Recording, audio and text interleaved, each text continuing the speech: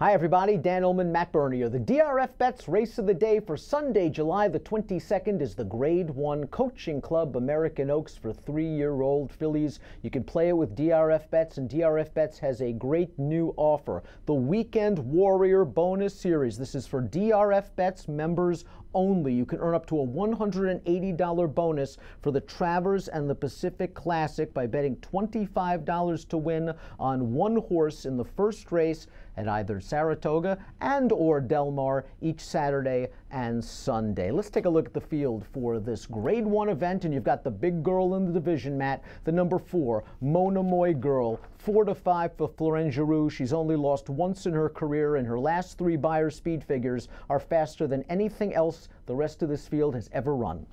It's really hard to poke holes in Mona Moy Girl. She's shown that she can win on the lead, she can win just off, and she can win from well off of it like she did at the end or the beginning of her 3-year-old campaign here in the Rachel Alexandra. I like the fact that tactical speed, though, that she brings to the table. To me, that is a major key to this race, because as much as I would like to see a race where it seems like everyone and their brother has a chance, or everyone and their sister in this case, it just feels like, boy, some of these other horses that are going to have to come from a little bit farther out of it, they may be pace compromised, and when arguably the best horse could work out the best trip, she's going to be tough. You mentioned that tactical speed. She can win from on the lead as she did in the Ashland. She can win from last as she did in the Rachel Alexandra, and she can win from the absolutely perfect tracking spot as she did last time out in the Acorn. What a beautiful trip that Flo gave her. There were 2 horses battling for the lead. Mona Moy Girl sat all by herself in third. When it was time to go, she went, and she won in ridden out fashion. And the Timeform US Pace Projector believes that Mona Moy Girl will not only get to the lead, but get to the lead in a situation that will favor horses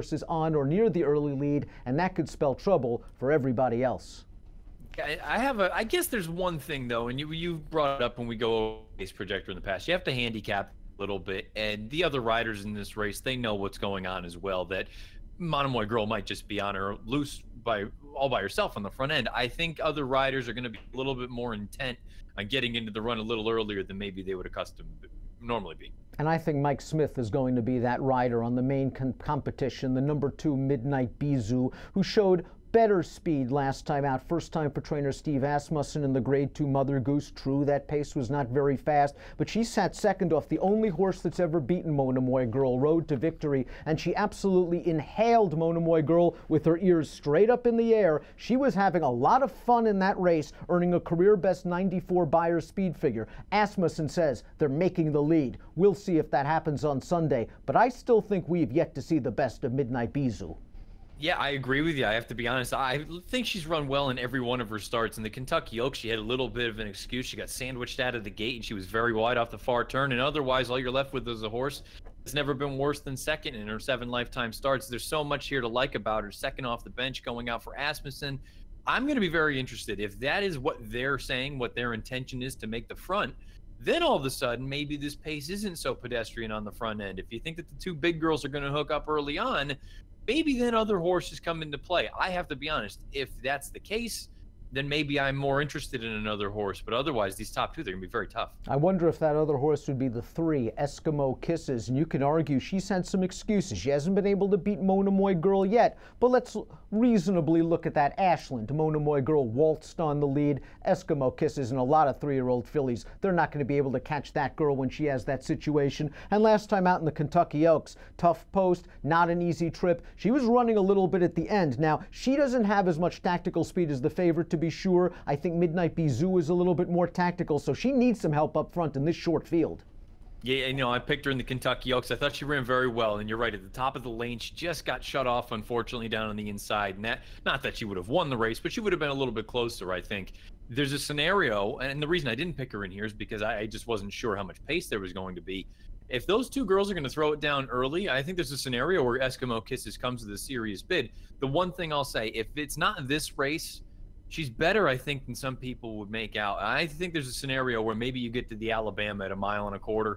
don't count out Eskimo Kisses to hit one of these big races before it's all said and done. Opportunity for a valuable Grade 1 placing for the One Chocolate Martini, a filly that was claimed for $25,000 back in February. You scored out on her at odds of close to 14-1 in the Fairgrounds Oaks. I thought Javier gave her just a wonderful trip in the Kentucky Oaks, and she just couldn't find when Monomoy Girl spurted away at the top of the stretch. And I have to admit, I was disappointed with her most recent effort in Southern California.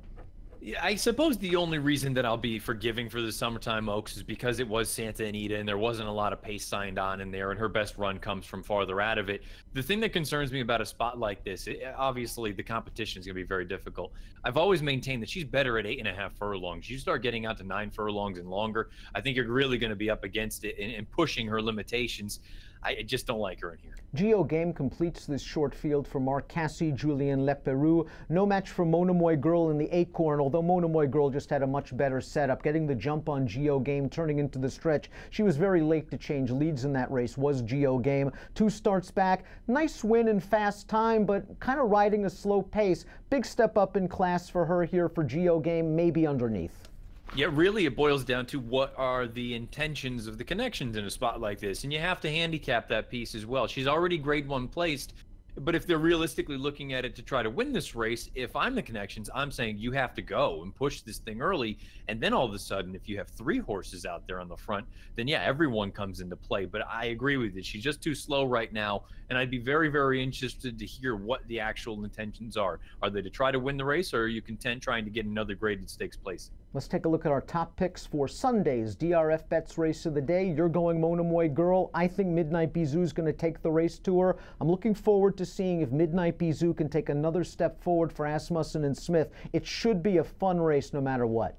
Yeah, absolutely. I went 4-2-3 in here, but to be totally honest, the horse I'm most interested in possibly betting is Eskimo Kisses, and I do think down the road there's going to be a race for her. Maybe it's not on Sunday afternoon, but I think there's a real chance where she could end up upsetting the top 2 at some point. But for right now, 2 and the 4, the 4 and the 2, they're bosses in here. You're going 4-2-3. I'm going 2-4-3 in the Grade 1 Coaching Club American Oaks, which you can play with your very own DRFBets account. And if you are a DRFBets member, sign up for the Weekend Warrior bonus series. Earn up to a $180 bonus for the Travers and the Pacific Classic. The way to do so, $25 win bets on 1 horse in the first race on Saturday and Sunday at Saratoga and or Del Mar. Win or lose, you earn points back. Approximate post time for the Grade 1 Coaching Club American Oaks, 5:40 Eastern. Best of luck.